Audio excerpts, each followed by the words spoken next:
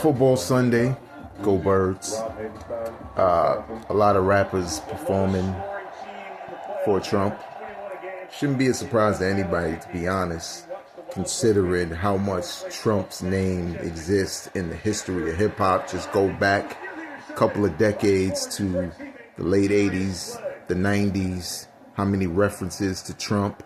And I'm not calling them out, but Smith and Wesson had a song called Black Trump, and it wasn't about dissing Trump either. It was more about the representation of his wealth, the deals that people did, and all the while the Central Park 5 thing was like in real time. And no one really cared about whether the rappers were referencing, politics, basically. So now seeing Snoop and Nelly and Rick Ross perform, not that it doesn't matter, because it does, but it's no surprise to me.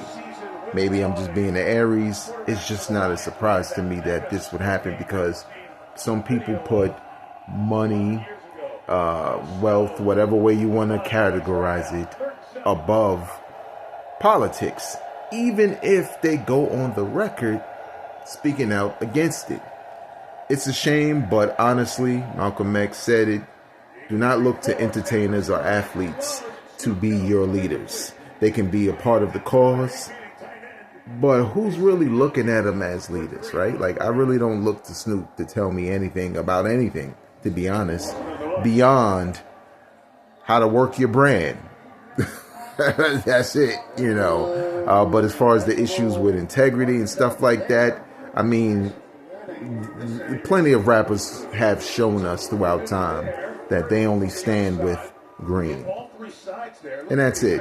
And regardless if Nelly says it's not about the money had a role to doing it.